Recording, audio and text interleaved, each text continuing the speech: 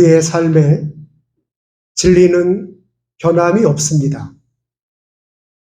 그러나 우리가 일상생활에서 어떤 상황적인 판단에는 잘못될 수가 있다는 것을 우리는 살아가면서 경험을 합니다.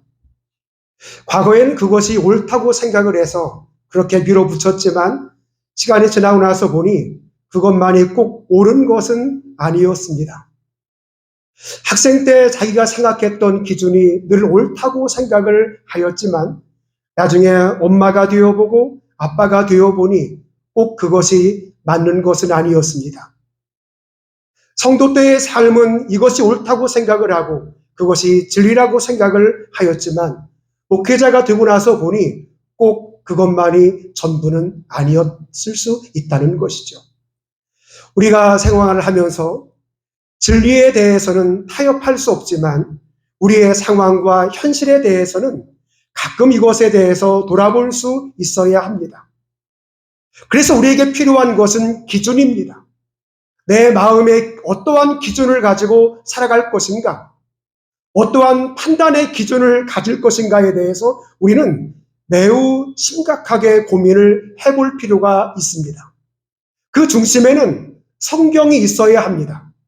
거기에는 하나님의 뜻이 있어야 합니다. 하나님의 길이 무엇인지, 하나님이 무엇을 기뻐하시는지, 성경은 우리에게 무엇을 말하고 있는지에 대해서 관심을 가져야 한다는 것이죠. 우리가 어떤 관점에서 보는자에 따라서 그는 훌륭한 인물이 될 수 있고 그렇지 않을 수도 있다는 것입니다. 성경에서는 많은 성경의 인물들이 등장을 하고 있지만 그 중심에 바울이라고 하는 사람이 그 가운데 있는 것을 보게 됩니다. 바울은 예수님을 믿는 사람들을 핍박하는 사람이었습니다. 아니, 옥에 가두는 일을 선도적으로 일을 했던 사람이 바로 바울이었습니다. 그러나 그가 예수 그리스도를 만나고 난 다음 그의 삶은 통째로 변하기 시작을 했습니다. 그것은 정오의 빛같이 내려지는 그 정오의 빛 아래에서 강력한 빛을 경험한 그가 주님의 음성을 들었습니다. 주여, 누십니까? 나는 네가 핍박하는 예수라. 그 말 한마디에 그의 삶이 변하기 시작을 했습니다. 과거에 살아왔던 삶의 흔적들을 모두 다 지우고 싶었습니다. 그리고 그는 새로운 삶을 살기 시작을 했습니다. 그러나 바울에 대해서 성경은 이렇게 이야기하고 있습니다.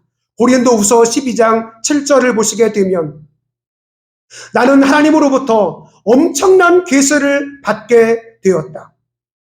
그래서 내 삶은 교만할 수밖에 없었다는 것을 고린도후서 12장 7절에서 말씀을 하고 있습니다.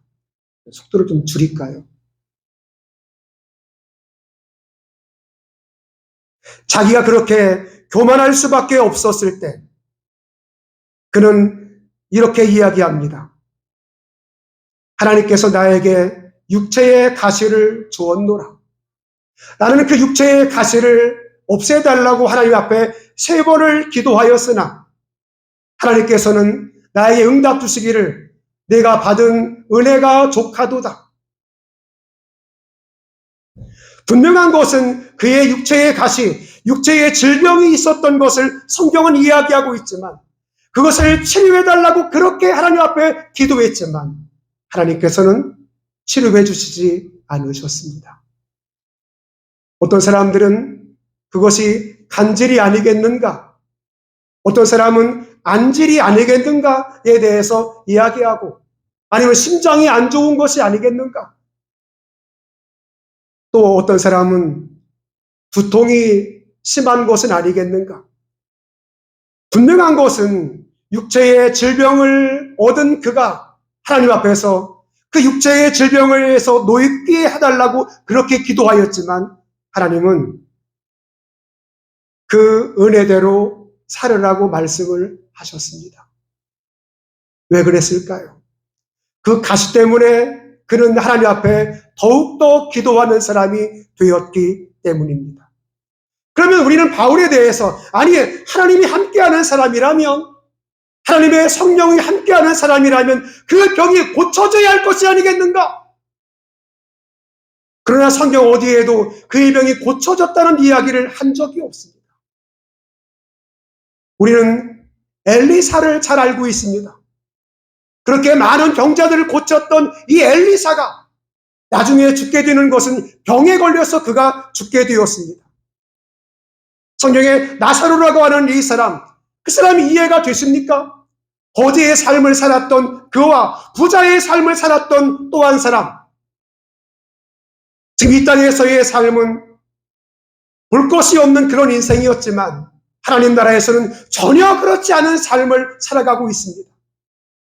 이 땅을 살아가면서 우리의 이성으로 해석되지 않는 일들이 얼마나 많은지 모릅니다. 그런데 그것을 나의 기준을 가지고, 나의 이성을 가지고, 나의 경험을 가지고 그 잣대를 들여대서 그 사람을 판단하고 정죄한다면 우리가 하나님입니까? 성경은 우리에게 이 놀라운 사실을 바울을 통해서 말씀을 해 주십니다. 바울은 로마에 있는 성도들에게 편지를 했습니다. 내가 꼭 로마에 있는 너희의 교회를 가고 싶다. 내가 꼭 너희들을 만나고 싶다. 그럼 이 바울은 왜 그토록 로마에 있는 그 교회의 성도들을 만나고 싶어 했을까요? 한 번도 가보지 않았던 로마의 그 교회, 그 성도들 단 한 번도 보지 못한 그 사람들을 향해서 편지를 써서 내가 너희에게 꼭 가고 싶은 곳이 있으니 내 마음을 좀 알아달라는 것입니다. 왜 바울은 로마에 있는 그 성도들을 그렇게 가고 싶어 했을까? 9절을 보시게 되면 항상 내 기도에 쉬지 않고 너희를 말하여, 내가 늘 기도할 때에 너희를 말한다는 겁니다. 로마에 있는 내 성도들, 하나님을 믿는 그 사람들을 위해서 늘 기도한다는 것이죠. 전에 제가 한 목회자와 이야기를 하면서 이런 이야기를 한 적이 있습니다. 목사는 교회에 지금 불이 켜져 있는지, 선풍기가 돌고 있는지, 그게 가능하다고 아는 것이. 아니, 그게 어떻게 가능해요? 전사님도 목사님 대봐요. 교회 에어컨이 켜져 있는지 꺼져 있는지, 드럼 스틱이 위에 올려져 있는지 내려져 있는지, 방문이 열렸는지 잠겨져 있는지, 교육관 문이 닫혔는지 열렸는지 그냥 다 알아요. 보여요? 아니요. 목사의 관심은 교회에 있거든요. 교회 성도들에 대해서 아무것도 모르는 것 같지만 말을 하지 않을 뿐. 담임 목사가 되어 보십시오. 자기 성도를 위해서 기도하지 않을래야 아는 수 없다는 것을 담임 목사가 되어 보면 그냥 충분히 아는 겁니다. 그걸 이성으로 해석 필요 없습니다.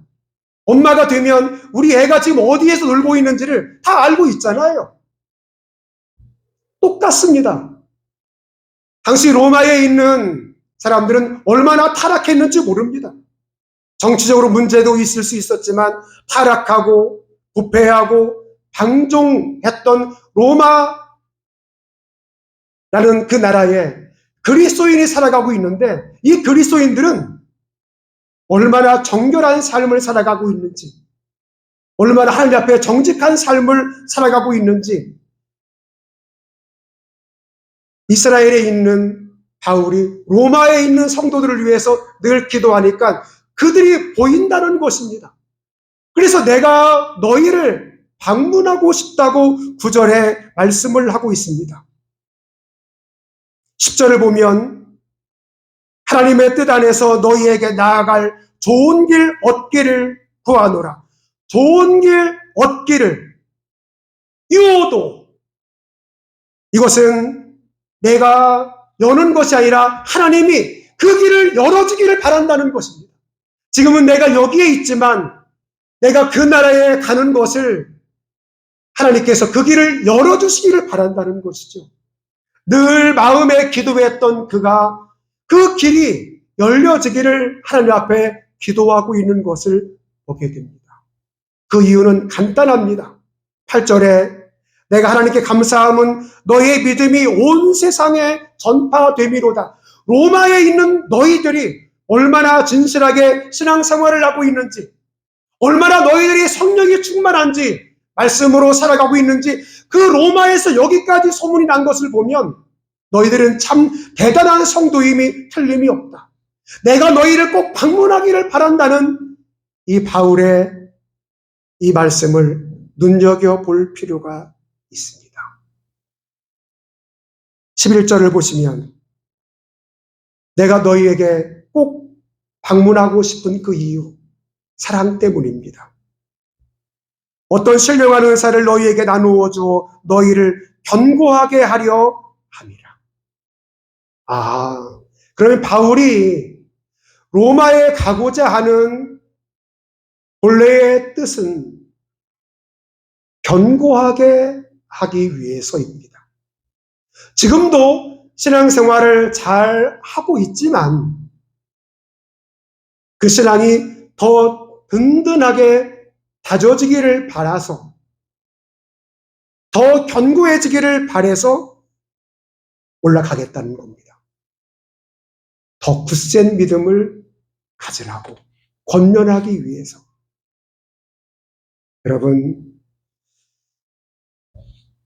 높은 사람을 찾아가는 것은 쉽지만 내 아랫사람을 찾아가는 것은 결코 쉽지 않습니다. 윗사람을 존경하는 것은 쉽지만 아랫사람을 존경하는 것은 결코 쉽지가 않습니다. 견고해지는 것은 로마에 있는 사람이 바울에게 오는 것이 아니라 바울이 로마에 있는 성도들을 찾아가는 것입니다. 우리의 믿음이 어떻게 성장되는가? 우리가 나보다 못한 믿음을 가진 사람을 찾아갈 때입니다. 교회에서의 교제권은 어떻게 이루어지는가? 먼저 믿는 사람이 후에 믿은 사람을 찾아갈 때입니다. 우리의 아이가 어떻게 성장되는가? 부모가 자식의 자리로 내려갈 때 자식은 성장하게 되어 있습니다. 바울은 그 일을 하겠다는 것이죠. 내가 로마에 가고자 한다. 그것은 너희들을 믿음 안에서 더 견고하게 하기 위해서 내가 올라가야 되겠다는 것입니다. 마치 하나님의 아들 예수님께서 하늘의 보좌를 버리시고 이 땅에 내려오신 것처럼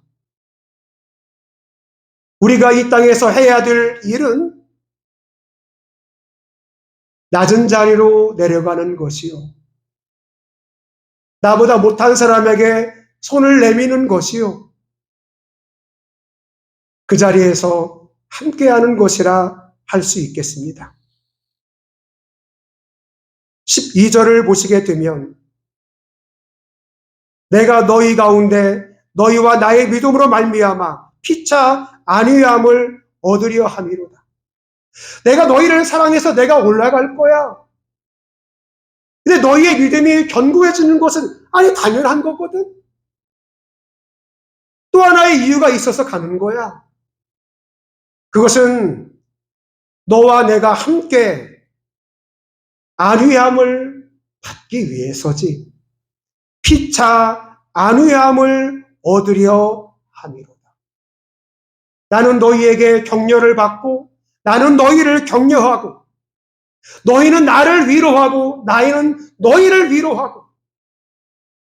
우리가 사람을 만난다는 것은 무엇입니까? 서로가 안위받기 위해서입니다. 격려받기 위해서입니다. 돌아보면 누가 나를 키웠는가? 당연히 하나님이시죠. 하지만 오늘날에 저가 있기까지 저를 키운 사람들은 저를 격려해 주었던 사람이었습니다. 신학교 1학년 때 학교 기숙사 새벽 예배가 끝나고 난 다음 4학년이었던 김영삼 전도사가 저에게 찾아와서 견기야, 너 오늘 설교 참 잘했어. 야, 4학년보다 네가 낫다야.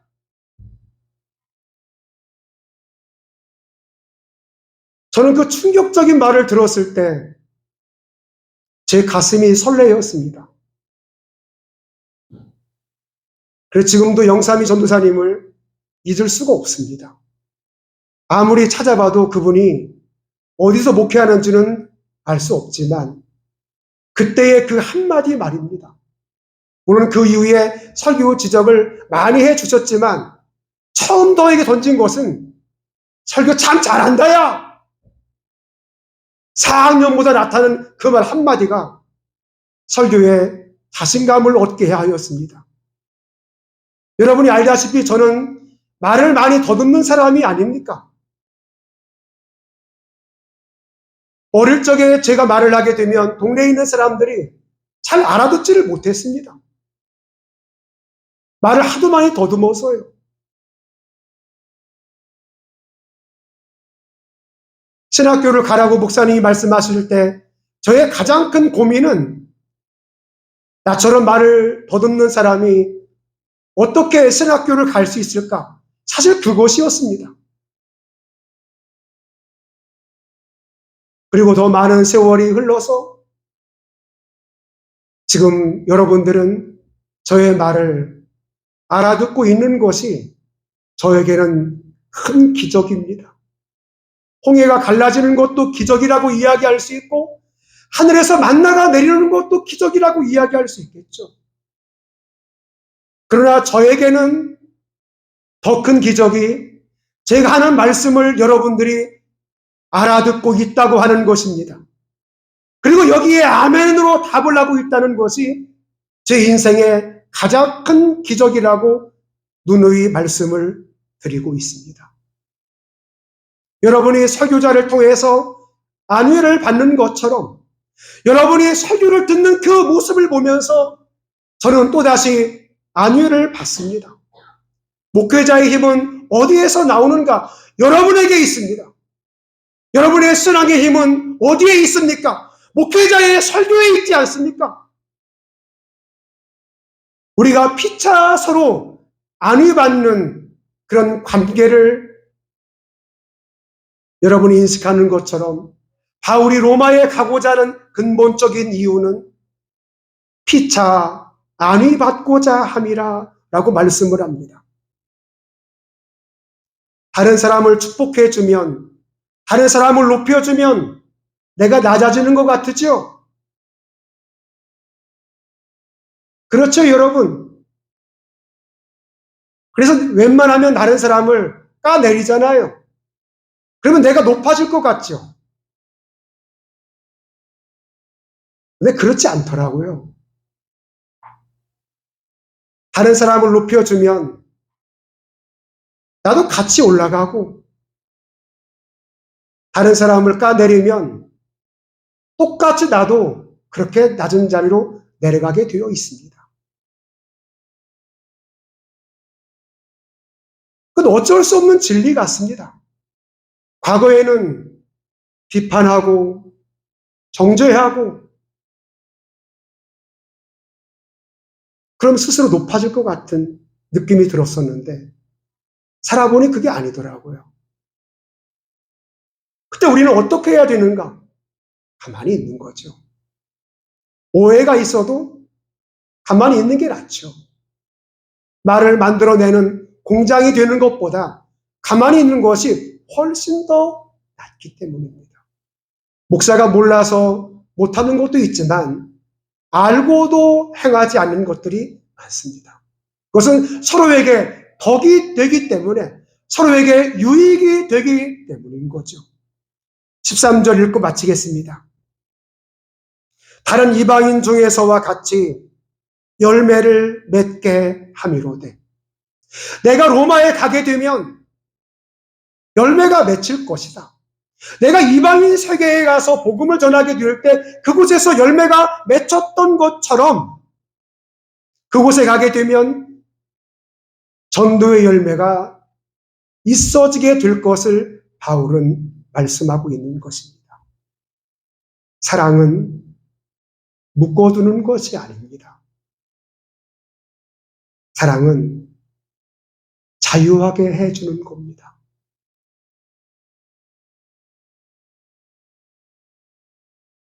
하나의 예를 듣고 마치려고요. 한 남자가 결혼을 하게 되었습니다. 한 여자를 만나서 너무 예쁘고 사랑스럽고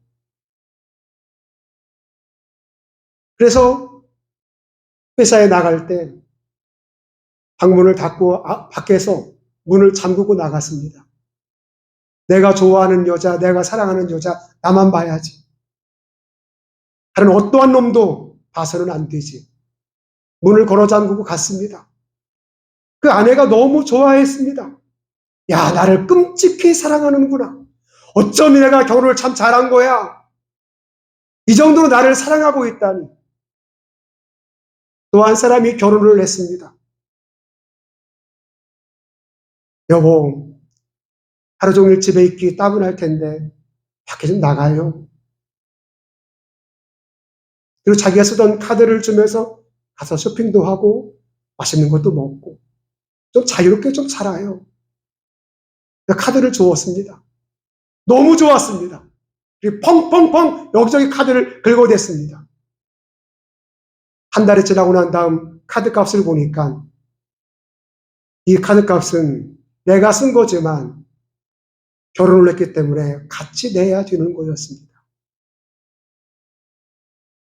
여기 있는 한 사람, 문을 걸고 나갔던 그 사람 말이죠. 그 여인은 처음에는 좋았지만 지옥이 따로 없었습니다.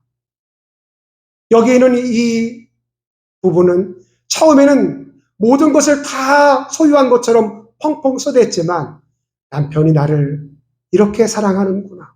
나에게 이렇게 자유를 주고 싶어 하는구나. 그걸 후에 깨닫게 되었습니다.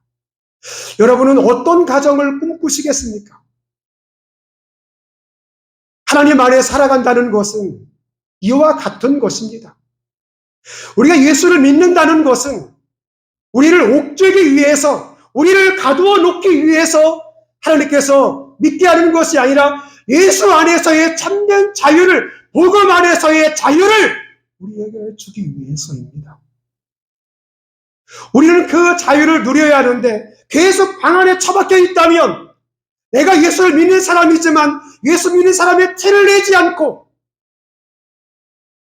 그것을 자랑하지 않는다면 방 속에 있는 여인과 무엇이 다를 것이 있겠습니까? 바울이 로마에 간다는 것은 내가 예수 믿는 사람이요, 내가 바울이요라고 하는 것을 모든 사람에게 공개적인 선언을 하기 위해서입니다. 예수를 믿는다는 것은 쫀쫀하게 방 안에 갇혀 사는 그런 인생이 아니라 온 세상을 포용할 수 있는 능력을 가진 사람들입니다. 여러분, 예수를 믿는다는 것은 하나님의 자유가 우리에게 임했다는 것이요, 하나님의 능력이 우리에게 임했기 때문에 우리는 능력 있는 그리스도인의 삶을 살아갈 수가 있는 것입니다. 그 능력을 힘입어 함께 살아가는 저와 여러분들이 되어지기를 주의 이름으로 축원합니다.